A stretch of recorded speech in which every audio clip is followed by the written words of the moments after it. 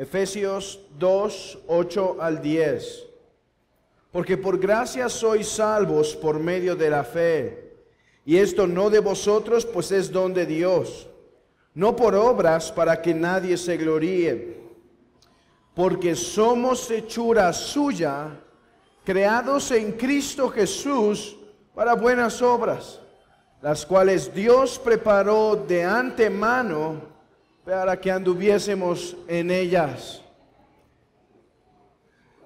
Hermanos, continuamos con la lección de las buenas obras, capítulo 16 de la confesión, capítulo 16 de la confesión.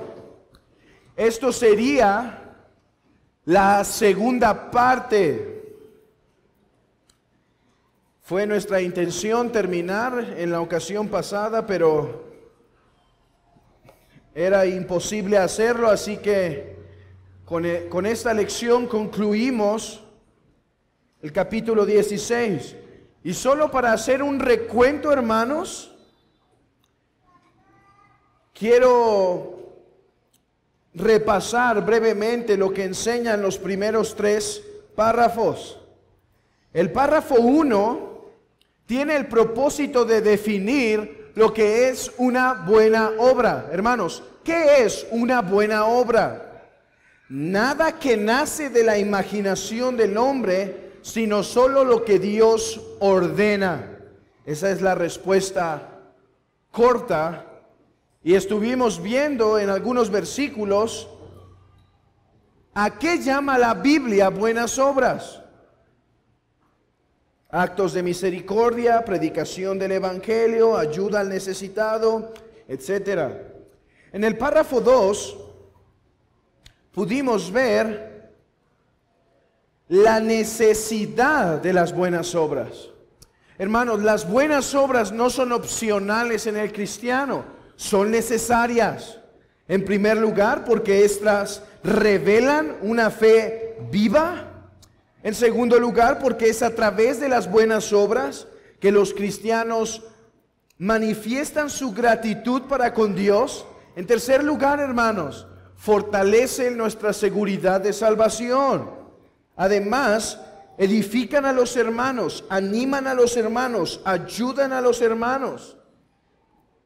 En cuarto lugar, adornan la profesión del evangelio, tapan la boca de los adversarios. Quinto o sexto lugar, glorifican a Dios, teniendo como fruto la santificación y como fin la vida eterna. Hemos insistido, las buenas obras no son la puerta al cielo. A ver si con esto trato, no quiero confundir a nadie, no son la puerta al cielo, eso es solo la justificación por la sola fe, pero sí son el camino que se nos ha dejado por el cual debemos andar. No es la puerta, pero sí el camino. Recordemos que no solo, gracias a Dios, pronto vamos a estar en Mateo 7:13. Recordemos que no solo la puerta es estrecha, sino angosto es el camino. En el párrafo 3 vimos de dónde proceden estas buenas obras. Y aclaramos que no proceden de nosotros mismos, de un corazón natural, de un corazón caído en Adán, sino de la obra regeneradora del Espíritu Santo y la continua suministración de la gracia por medio de Él. Y vimos que aunque a veces tenemos el impulso de hacer buenas obras, sin embargo, ese no es nuestro estándar para hacer buenas obras. Hermanos, recordemos, nuestro estándar para hacer buenas obras no es cuando tengo el impulso, es según tengamos oportunidad. Según tengamos oportunidad, debemos avivar, debemos ser diligentes en despertar estas gracias, aun cuando no las sintamos en el momento preciso.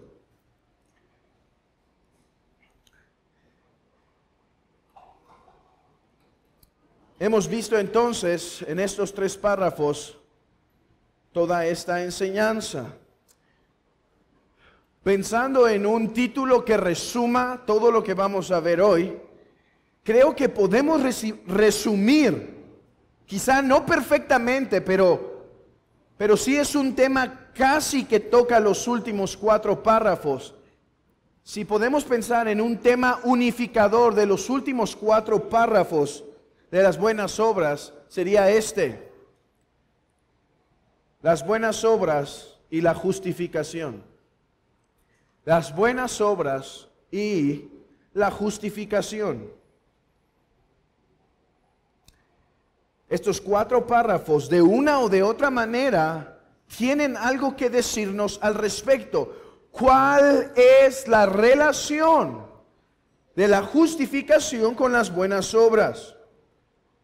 Hermanos, una de las labores principales de los ministros es presentar todo el consejo a la grey de Dios y no desviarnos ni a un lado ni a otro. Sin embargo, hemos visto que en nuestros días este aspecto práctico de la vida cristiana es un tanto descuidado por temor a caer en un legalismo, por temor a caer en una salvación según Roma, que es Cristo más obras.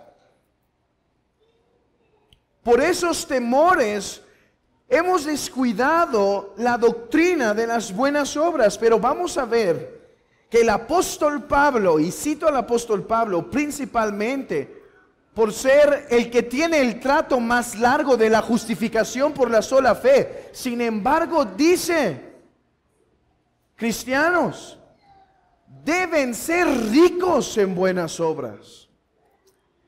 Alguien ha dicho correctamente que podemos caer en un justificación centrismo. ¿Hay cristocentrismo? ¿Es correcto? Las conferencias pasadas hablamos de un trinitariocentrismo, y es correcto. Pero podemos caer en un justificación centrismo, o sea, en una predicación que ve toda la Biblia como una enseñanza de la justificación. Permítanme poner un ejemplo. Con uno de los teólogos de Westminster, el Seminario de California, un teólogo respetable, de hecho, tiene un libro de la justificación muy bueno, reformado, buen teólogo. Sin embargo, por este tipo de temor de caer en Roma o en los círculos académicos, la visión federal, o caer en doctrinas como la nueva perspectiva de Pablo, ahora sus ojos traen los lentes de ver en todos lados la justificación, aun cuando el texto no habla de la justificación. Acompáñenme a Apocalipsis 19.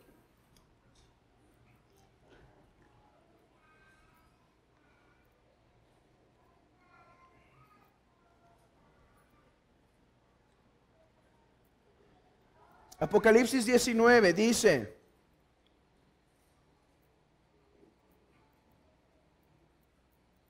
versículo 8.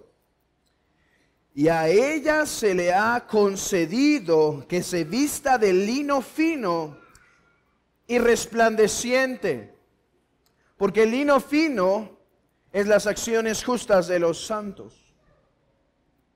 Este autor, por ese temor genuino, por ese temor correcto, llega a este texto y dice que esto se refiere a la justicia de Cristo que Él imparte, que las buenas obras, que el lino fino es símbolo de la justificación que han recibido por gracia.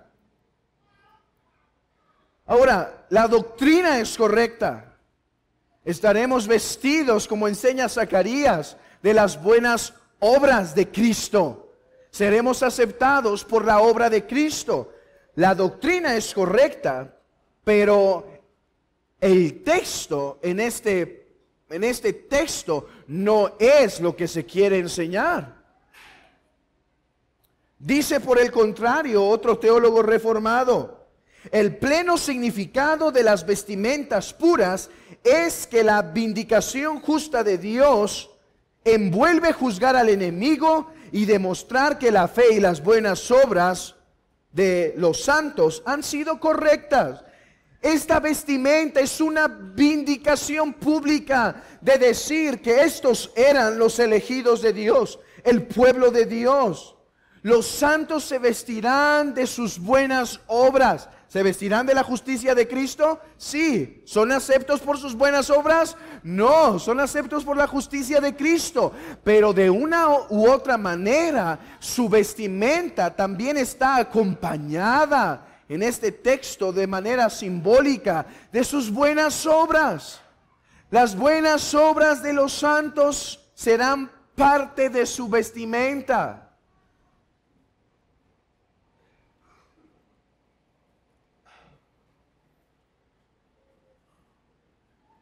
Continúa diciendo el teólogo reformado que interpreta bien el texto: el sentido dual del lino puro en Apocalipsis 19:8 armoniza perfectamente el propósito de Apocalipsis, que incluye exhortaciones a los creyentes a que no manchen sus vestiduras. Hermanos, si algo podemos aprender en Apocalipsis, es que a la luz de la resurrección de Cristo, los cristianos son llamados a mantenerse puros en este mundo hostil, a mantenerse puros en este mundo corrupto, el mantenerse santos en este mundo impuro. Y lo que enseña Apocalipsis 19:8 es que esas acciones serán recompensadas por la misericordia de Dios. En otras palabras, hermanos, las acciones, las buenas obras de los santos no son simples obras para entretener a los cristianos. Hermanos, las buenas obras que Dios manda no son simples acciones para mantener ocupados a los cristianos. Son obras que trascienden para la eternidad. Como hemos visto, serán juzgadas y tendrán recompensas, o se sufrirá pérdida. Nuestra aberración a la enseñanza que enseña la salvación por las obras, en donde un montón de mandamientos de hombres se vuelven la escalera al cielo, esa aberración correcta no nos debe llevar a despreciar la doctrina de la santificación y, en este punto particular, las buenas obras en los cristianos. Es verdad, alguien dijo: debemos tener cuidado que la gracia no se convierta en un pacto de obras. Amén. Amén. Debemos predicar la libre oferta del evangelio, la salvación por la sola fe, la salvación solo en la persona de Cristo. Debemos predicar que el hombre es inútil para salvarse, incapaz, inadecuado. Debemos predicar el precioso texto de Apocalipsis 5, que ni en el cielo, ni en la tierra, ni debajo de la tierra se halló uno digno, sino solo Cristo, de dar salvación y redención a su pueblo. Sin embargo, aunque no debemos convertir el pacto de gracia en un pacto de obras, al mismo tiempo no debemos convertir nuestra doctrina de la santificación y las buenas obras en la doctrina de la justificación. Hermanos, si el texto habla de las buenas obras, prediquemos lo que el texto manda. Veamos algunos textos. Mi deseo es que después de estas dos lecciones de las buenas obras, nuestro corazón se encienda para hacer buenas obras. Y gracias a Dios, hoy veremos los límites de estas buenas obras, las motivaciones de estas buenas obras, la aceptación de estas buenas obras. Hermanos, esto aclara mucho. Espero que sea de bendición. Este estudio ha sido para mí y aclarar mi propia mente. Espero que lo sea para ti. Tito 2:7. Vamos a Tito 2:7.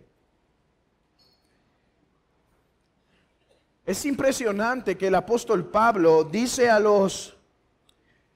tanto en sus 2 epístolas pastorales, menciona tanto las buenas obras. Enséñales que hagan buenas obras. Enséñales que hagan buenas obras. Es el autor, hermanos, de Romanos 5, Romanos 4, Romanos 8, 9. Pero vean lo que puede decir en Tito 2:7. Presentándote tú en todo como ejemplo de buenas obras. ¿Para qué se va a presentar Tito como ejemplo? Para que los demás lo sigan. Que él ande en buenas obras para que la grey ande también en buenas obras. Vean versículo 14. Quien se dio a sí mismo por nosotros para redimirnos de toda iniquidad. Gloria a Dios. Salvación por gracia. Somos redimidos, somos salvos por gracia. Versículo 14, parte B. Y purificar para sí mismo un pueblo propio, celoso de buenas obras. Celoso, o sea, con amor y pasión por las buenas obras. Hermanos, la muerte de Cristo no solo nos provee justificación, nos ha purificado la muerte de Cristo para que seamos un pueblo celoso de las buenas obras. ¿Ven que no hay ningún problema? ¿Ven que Santiago y Pablo no están peleados? ¿Son los mejores amigos? Tito 3:1. Recuérdales que se sujeten a los gobernantes y autoridades, que obedezcan, que estén dispuestos a toda buena obra. Que estén dispuestos a toda buena obra. Versículo 8. Palabra fiel es esta, y en todas las cosas quiero que insistas con firmeza, para que los que creen en Dios procuren ocuparse en buenas obras. Estas cosas son buenas y útiles a los hombres. Hermano, ¿sabe esto? Las buenas obras son útiles para tu vida espiritual. Y Pablo dice, Tito, insiste con firmeza en esto. Presiona, empuja sobre esto. ¿Qué? Que se ocupen los cristianos en buenas obras. Hermanos, pregunta. ¿Nos estamos ocupando en buenas obras? Pregunta, hermanos, ¿nos estamos ocupando en buenas obras? Y nadie aquí puede decir, ¿y qué es una buena obra? Bueno, a lo mejor algunos que no estuvieron la lección pasada. Pero hermanos, los que estuvieron la lección pasada, no podemos decir, ¿y cuáles son las buenas obras? Hemos visto variedad de buenas obras. Versículo 14, en el mismo capítulo. Y aprendan también los nuestros a ocuparse de buenas obras para los casos de necesidad, para que no sean sin fruto. ¡Wow! Algunos que han sido bendecidos por Dios pueden llegar sin fruto al final de su carrera. Pero dice Pablo a Tito, pero tú diles a los nuestros que se ocupe en las buenas obras.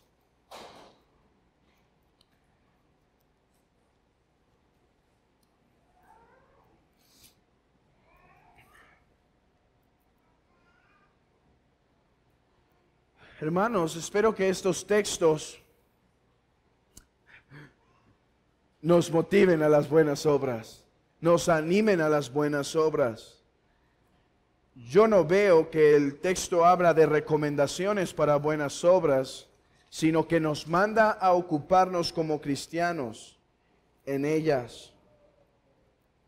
Teniendo esta confianza, que el Espíritu Santo usa su palabra inspirada para mover la iglesia, podemos, hermanos, considerar el párrafo 4, y antes de pasar al párrafo 4, solo quiero mencionar una cosa más, para que no nos dé temor de hablar de buenas obras, hermanos. Creo que algunos tenemos temor de hablar de buenas obras. La Confesión de Londres de 1689 nace en un tiempo en donde la justificación por la sola fe fue debatida hasta la sangre en algunos casos. Y sin embargo, aunque fue el punto focal de discusiones teológicas, sin embargo no tienen temor de hablar sobre el tema de las buenas obras, sino que son precisos en desarrollarlo con la mayor claridad posible.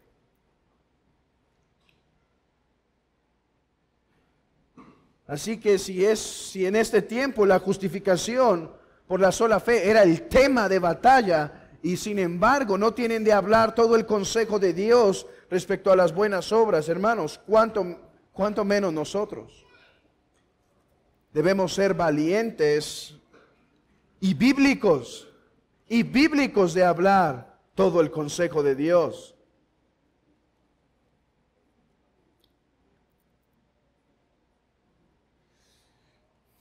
Algunos pueden llegar a pensar, yo escucho a Roma hablar de buenas obras y escucho a la doctrina reformada hablar de buenas obras. Quizá en esto tienen mutuo acuerdo. Quizá en la doctrina de la justificación no.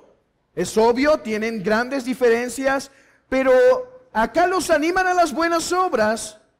En Roma los animan a las buenas obras y en la doctrina reformada también. Seguro entienden lo mismo, hermanos. Párrafo 4 y 5 y 6 y 7 dejan claro que eso es un pensamiento errado. Si quieres titular el párrafo 4, puedes llamarlo el límite de las buenas obras. El límite de las buenas obras.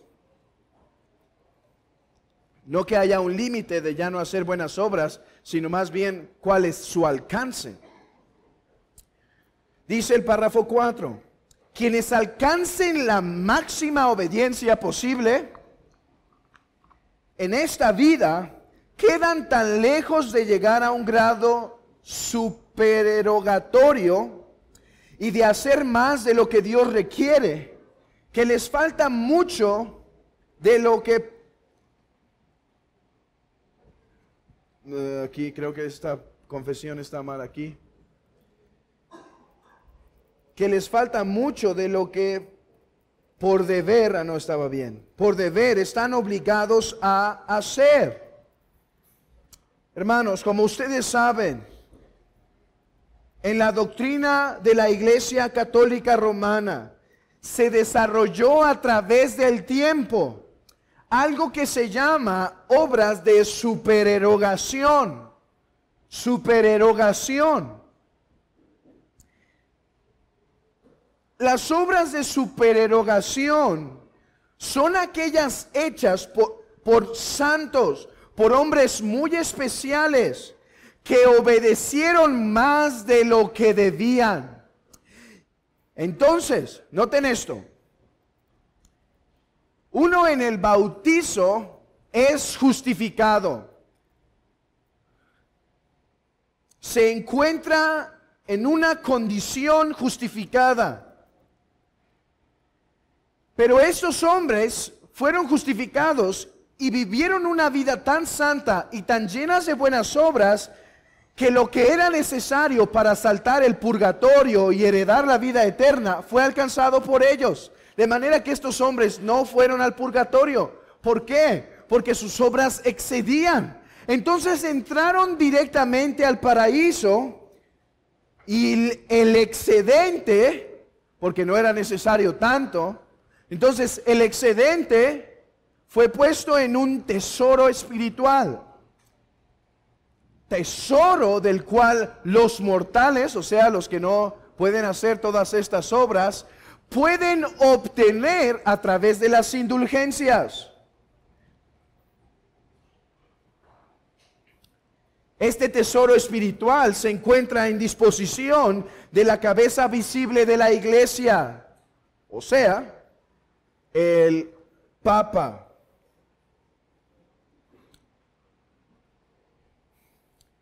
Pero la confesión enseña que nuestras mejores obras jamás alcanzan, ni siquiera rebasan, jamás alcanzan el estándar de lo que es requerido. Jamás alcanzan el estándar de lo que es requerido. En primer lugar, acompáñenme a Salmo 130. Salmo 130. En primer lugar, porque estos hombres que las hacen son pecadores.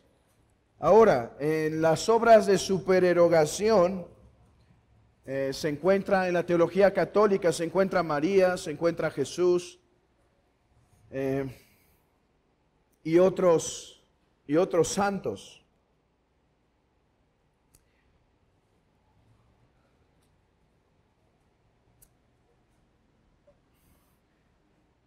Pero todos los hombres, aparte del Señor Jesucristo, nadie puede alcanzar obras de supererogación debido a que todos están contaminados del pecado ante Dios. Salmo 103, 3.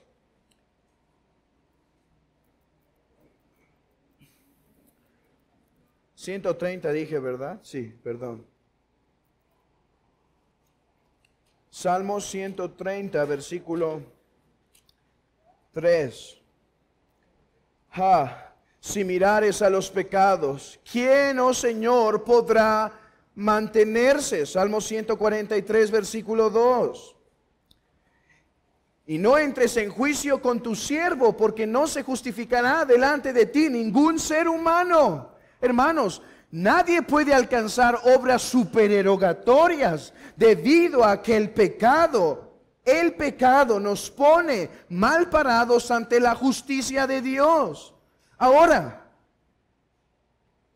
no solo porque tenemos pecados, sino porque aun cuando lo que debemos hacer hacemos, nunca alcanzamos la máxima obediencia. Lucas 17:10. Lucas 17:10, texto clave para entender nuestras buenas obras.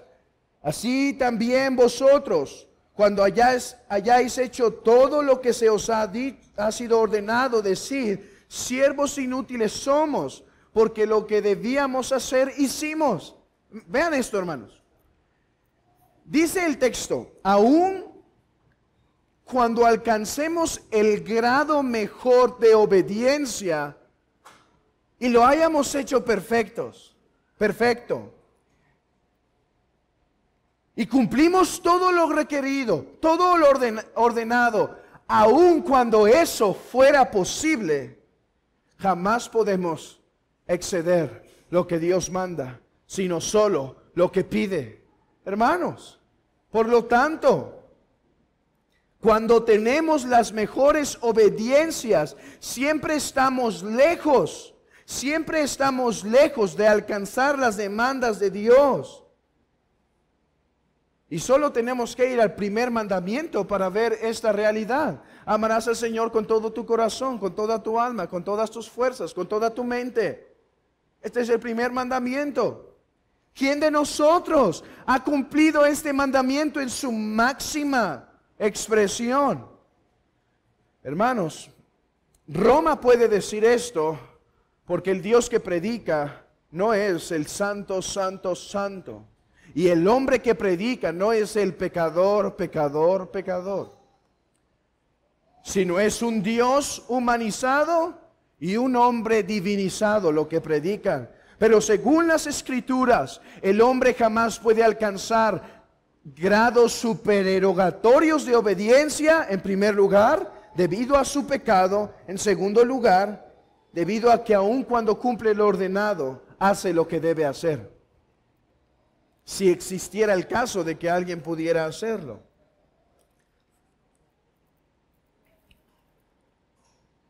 Pasemos al párrafo 5, donde se amplifica todavía más este error católico romano.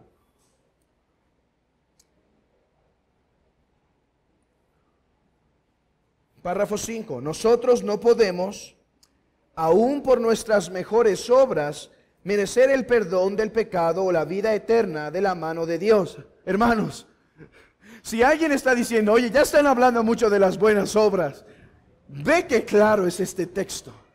Quien diga que la confesión habla en un tono legalista o la salvación por las buenas obras, simplemente o no entiende o no lee. Pero creo que el texto es muy claro. Nosotros no podemos, aun por nuestras mejores obras, merecer el perdón del pecado o la vida eterna de la mano de Dios, a causa de la gran desproporción que existe entre nuestras obras y la gloria que ha de venir, y por la distancia infinita que hay entre nosotros y Dios, a quienes no podemos beneficiar por dichas obras, ni satisfacer la deuda de nuestros pecados anteriores. Hasta cuando hemos hecho todo lo que podemos, no hemos sino cumplido con nuestro deber, y somos siervos inútiles, y tanto en cuanto son buenas, proceden de su espíritu, y en cuanto son hechas por nosotros, son impuras y están mezcladas con tanta debilidad e imperfección que no pueden soportar la severidad del castigo de Dios. Así que, ¿cuál es la relación entre las buenas obras y la justificación? En primer lugar, para saber la relación debemos saber la diferencia. Son frutos o son resultados distintos de la gracia que recibimos en Cristo. En unión con Cristo recibimos la justificación, y en unión con Cristo recibimos la santificación, de donde proceden las buenas obras. Yo creo que los autores de la confesión lo que tienen aquí en mente es otra parte de la teología romana. Hermanos, ¿qué temas eran los más polémicos en este tiempo? Bueno, uno, la cena del Señor. El bautizo también fue un tema polémico. Pero el otro fue justificación y buenas obras. Ya que Roma acusaba a los reformados de no creer en las buenas obras, ellos delinean lo más correctamente posible. Así que es de esperarse que mientras escriben la confesión, Roma está en sus mentes.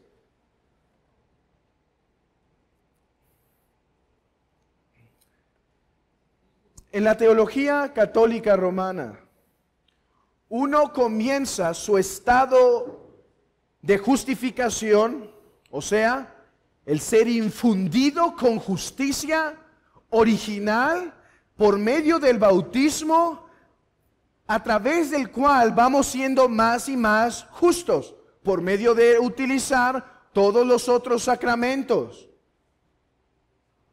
Entonces, el hombre no es justo una vez y para siempre, sino es infundido con justicia y creciendo en esa justificación. Algo que creemos opuesto a la doctrina de la Escritura. Uno es justo una vez y para siempre, tan justo como puede llegar a ser. ¿Sí? El hombre no puede crecer en justicia imputada, esa es dada una vez y para siempre. Pero ¿qué pasa cuando un hombre, en la teología católica romana, cae del estado de justificación o el estado de gracia, cae de la plataforma que se inició por el bautizo. ¿Cómo puede caer uno de este estado? Si comete un pecado mortal. Al cometer un pecado mortal, uno cae de esta gracia. Entonces es necesaria la confesión y la penitencia para que, determinando el sacerdote o el padre lo que se debe hacer, sea restituido. Espero que aquí no los confunda muchos, pero es un poco necesario hablar de esto. Y además la teología católica romana distingue entre dos tipos de méritos. Ok, vean esto. Un hombre fue justificado en el bautizo, después cae de ese estado por cometer un pecado mortal y ahora tiene que ser restituido por medio de las penitencias al estado de gracia. Esta penitencia, estas obras tienen un mérito para pasarme del estado de no gracia al estado de gracia. Y ellos dicen, hay dos tipos de méritos: mérito condigno y mérito congruo. Por el mérito condigno quiere decir que alguien hace una obra y esa obra en sí misma es digna de una retribución o una recompensa, pero eso no es necesario para ser restaurado al estado de gracia. Con que uno haga una obra de mérito congruo, o sea, aunque la obra no es digna de ser recompensada, por la misericordia de Dios son restaurados. Entonces, los reformados explican y exponen que nuestras buenas obras jamás satisfacen las demandas del pecado. Hermanos, esto es importante. Debido a la gran distinción entre Dios y el hombre, nuestras buenas obras jamás pueden ser meritorias para bendecirnos. Estas no son el medio para satisfacer la ira y las demandas del pecado.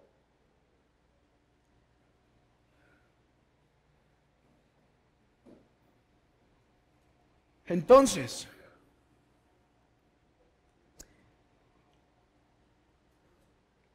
las razones por las cuales Roma motiva las buenas obras no son las mismas por las cuales la teología reformada motiva las buenas obras. Vean esto, hermanos. Alguien puede decir, Roma habla de buenas obras, reformados hablan de buenas obras, sí, pero en dos categorías absolutamente distintas. Roma anima a hacer buenas obras debido, dado el ejemplo que he hablado, con el propósito de que pueda satisfacer las demandas de un Dios justo, que pueda hacer satisfacción por los pecados. Sin embargo, los reformados dicen que aún en nuestras mejores obras, siempre estas están contaminadas del pecado. Por lo tanto, debido a quién es Dios y quién es el hombre, jamás pueden producir el perdón de los pecados.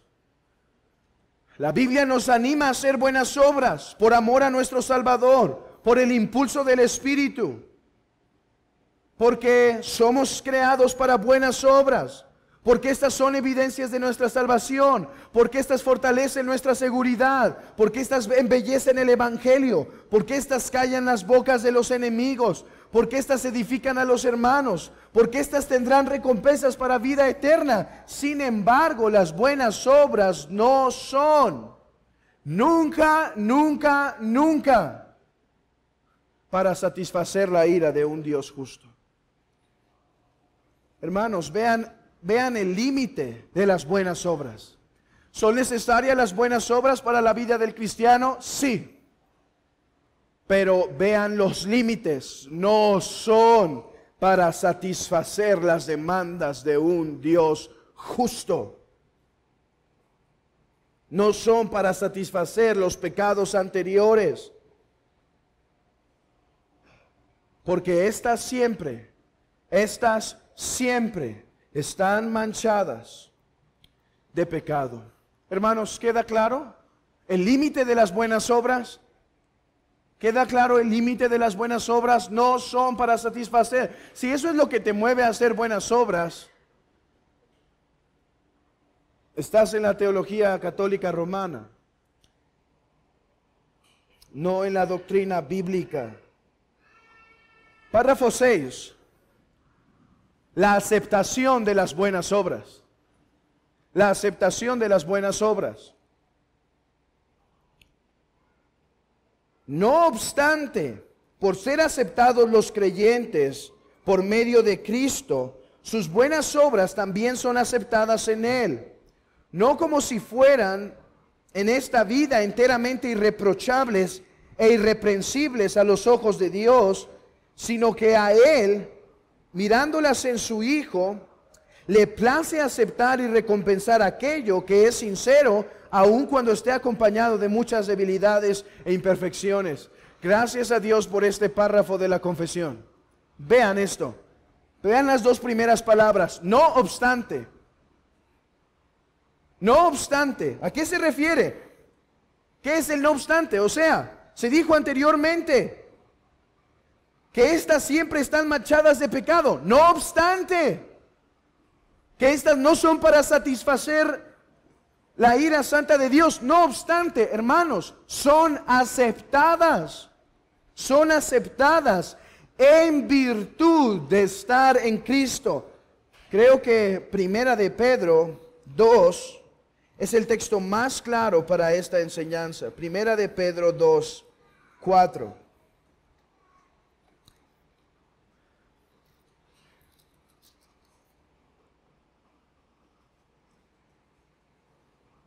Acercándoos a Él, piedra viva, desechada ciertamente por los hombres, mas para Dios escogida y preciosa. Vosotros también, como piedras vivas, sed edificados como una casa espiritual y sacerdocio santo, para ofrecer sacrificios espirituales aceptables a Dios por medio de Jesucristo. Aquí hay dos extremos. Podemos caer en dos extremos. He escuchado a cristianos que dicen: las buenas obras del cristiano son trapos de inmundicia. Para citar Isaías 64, son trapos de inmundicia. Hiciste buenas obras, son trapos de inmundicia.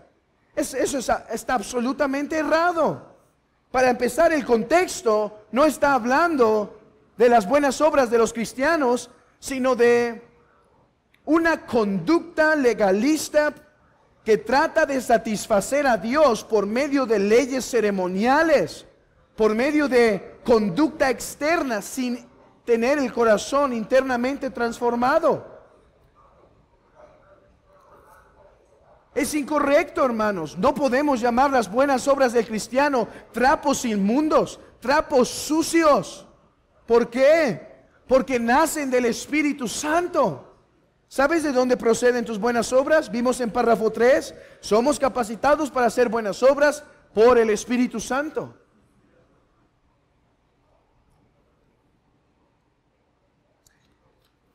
Sin embargo, aunque no son trapos de inmundicia, no debemos caer en otro extremo de que nuestras buenas obras son aceptadas por ser perfectas, No, hermanos. Nuestras buenas obras son aceptadas por Dios en virtud de Jesucristo. Cuando presentamos nuestras buenas obras, estas están manchadas de pecado, de una o de otra manera. ¿Son hechas nuestras buenas obras nacidas del amor? Sí, pero a veces de un amor imperfecto. ¿Son nacidas de la fe? Sí, pero a veces de una fe imperfecta. ¿Son nacidas para la gloria de Dios? Sí, pero a veces están contaminadas con otras cosas. Sin embargo, son aceptadas por Dios. Son aceptadas por Dios debido a que el cristiano es visto en su unidad más íntima con la persona de Jesucristo. El cristiano es visto en unión con Cristo y es por eso que las buenas obras son aceptadas. Hermanos, gracias al Señor por ello. Esta doctrina nos humilla, de que nuestras buenas obras están, aún las más perfectas, están imperfectas, contaminadas con el pecado de una o de otra manera, pero son aceptadas por Cristo, por Dios, en virtud de la persona de Cristo. Ok. Esto nos humilla y nos anima. Nos humilla al saber que nuestras buenas obras no son perfectas y por eso aceptadas, pero nos anima, hermanos, a que aun cuando estén manchadas, Dios las ve hermosas en virtud de su Hijo. Ok, creo que estos 6 párrafos cierran la lección. Cierran la lección de las buenas obras. Aún tenemos unos minutos porque alguien dice, ok, los 6 primeros párrafos cierran la lección de las buenas obras, pero hay 7 párrafos. Sí, pero el párrafo 7 habla de las buenas obras. Pregunta, ¿tienen los incrédulos buenas obras? Es una pregunta con truco. Es una pregunta que no puede ser contestada tan sencillamente. Tiene que darse una aclaración.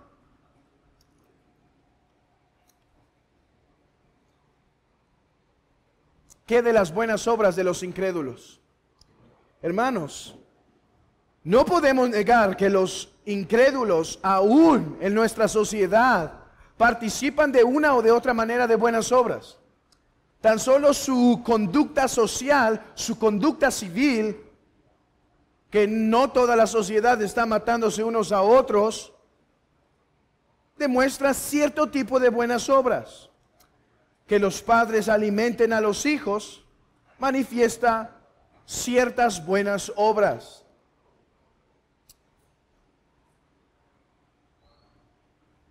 Creo que Calvino, no me acuerdo precisamente, pero llamó esto obediencia civil, aunque me gusta más la frase de Lutero.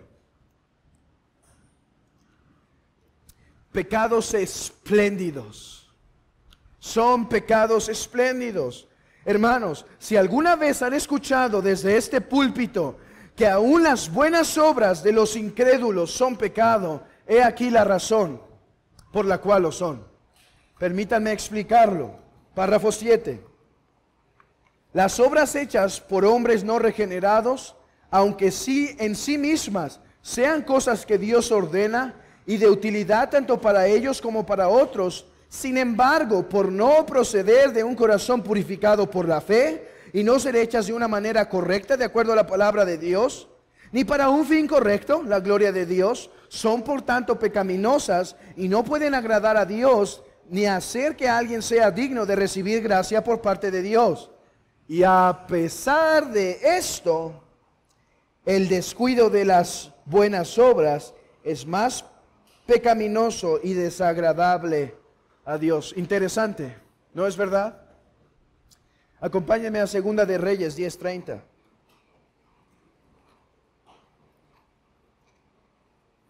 Segunda de Reyes 10:30.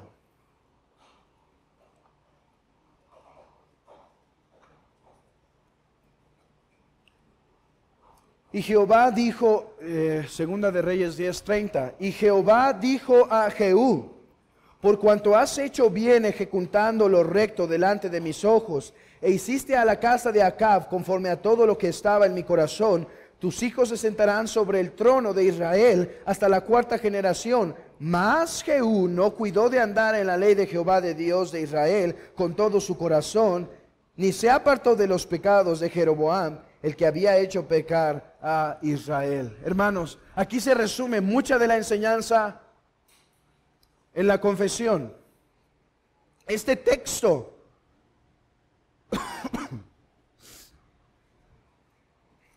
en primer lugar,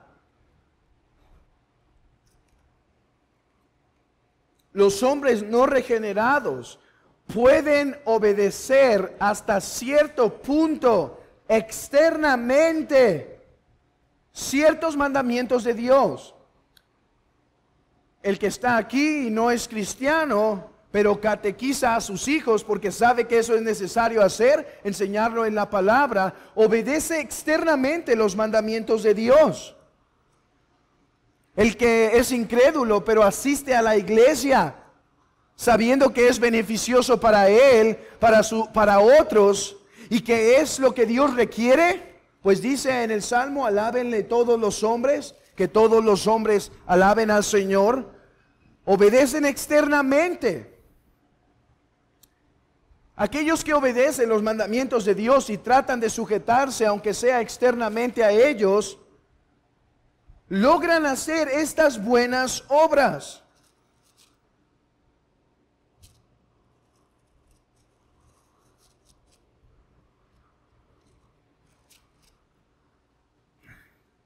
Pero, porque no nacen de la fe, porque no nacen de un corazón puro, porque no son hechas para la gloria de Dios, ya que no proceden de un corazón regenerado, sin embargo, son consideradas pecaminosas. Así que, si alguien aquí tiene la teología católica romana y dice al final serán pesadas mis buenas obras con mis malas obras, malas noticias, todas son malas, todas son malas, todas están consideradas pecaminosas porque no nacen de fe y para la gloria de Dios, y si no nacen de fe y para la gloria de Dios, son pecado, pues lo que no es de fe es pecado, dice la Escritura. Y si el primer mandamiento es buscar glorificar a Dios y disfrutar de Él, y no es aplicado en todas las buenas obras, por lo tanto todas son pecaminosas. Vean aquí, está Jehú haciendo lo bueno, lo recto, beneficiando a su descendencia, sin embargo con un corazón no regenerado. Amigo, esto es importante decirlo. Tus buenas obras, amigo, tus buenas obras son pecado. Hermano, tus buenas obras son buenas obras porque están aceptadas en Cristo. Amigo, tus buenas obras son pecado. Mira, la diferencia no está en que uno le echó más ganas a las buenas obras y uno le echó menos ganas. Uno las hizo con más diligencia que otro. Quizá, amigo, eres más diligente que muchos cristianos que estamos aquí. Pero sabes, no es por eso que son o no son aceptadas. Es porque son aceptadas en la persona de Cristo.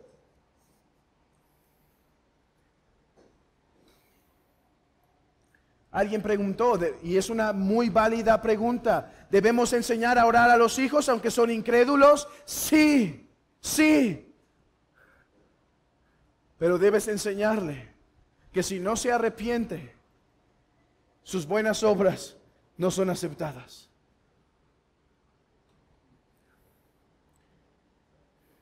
No pueden agradar a Dios.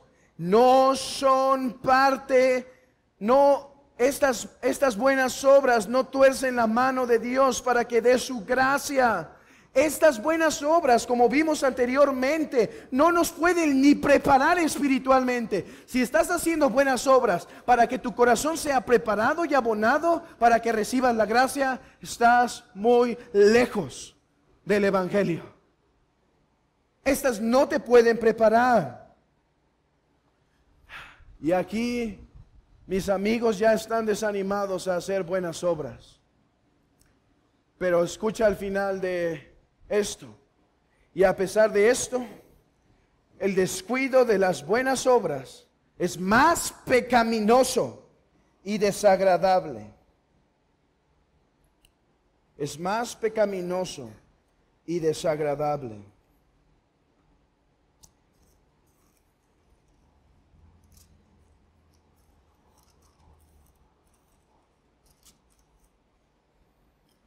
Y sucedió que cuando acabó yo estas palabras, rasgó sus vestidos y puso cilicio sobre su carne, ayunó y durmió en cilicio. y anduvo humillado. Entonces vino palabra de Jehová a Elías Tisbita, diciendo: ¿no has visto cómo Acab se ha humillado delante de mí?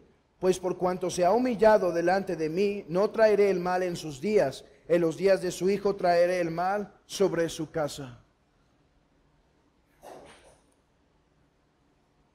Y aunque son pecaminosas las buenas obras, es más conveniente para tu alma, o más bien, es más pecaminoso para tu condición el no hacerlas. Porque el que sabe hacer lo bueno y no lo hace, le es pecado.